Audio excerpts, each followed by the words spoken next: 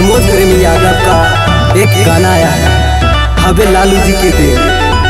दलित परिवार जय भीम को नीचे गिराने का कोशिश किया गया है। एक बार और भी प्रमोद प्रेमी यही काम किया था।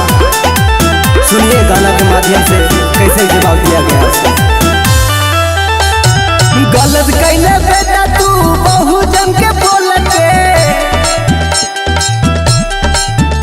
अरे गलत कहले बेटा तू बहुजन के बोल के, तो सुन ले रे प्रमोद यादव का नाम के खोल के।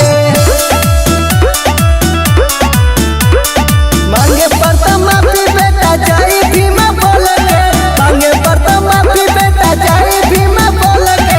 सुन ले रे बेटा प्रमोद कान खोल के। लालू भी न काम दे तो सुन ले कान खोल के।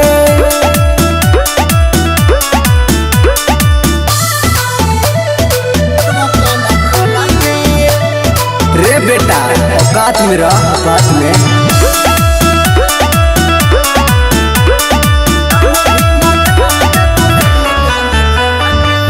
अभी बराबरी बैठलिया लगल फाटे रे बेटा, चमरन के कहे पड़तौ जीजा जीजा रे बेटा।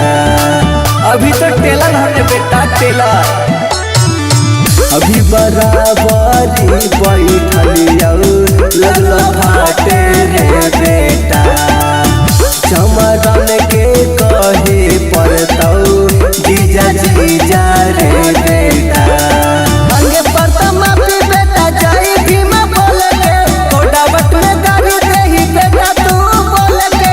लालू भी न काम दे तो सुन ले कान खोला के। जदियो न काम दे तो सुन ले कान खोला के।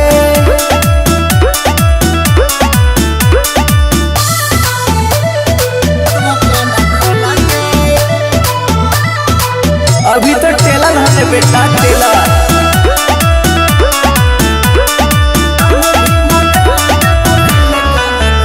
अरे पहले के जमान ते समझी है ना बेटा, जे कुछ हो बोल के निकाल ते जाइए रे बेटा।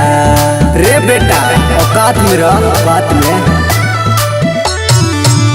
अरे पहले के चमार ते समझी है ना बेटा, जे बुझाऊ बोल के निकाल ते जाइए रे बेटा।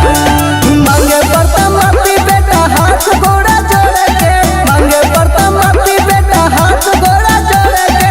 लालू भी न काम दे तो सुन ले कान खोला के।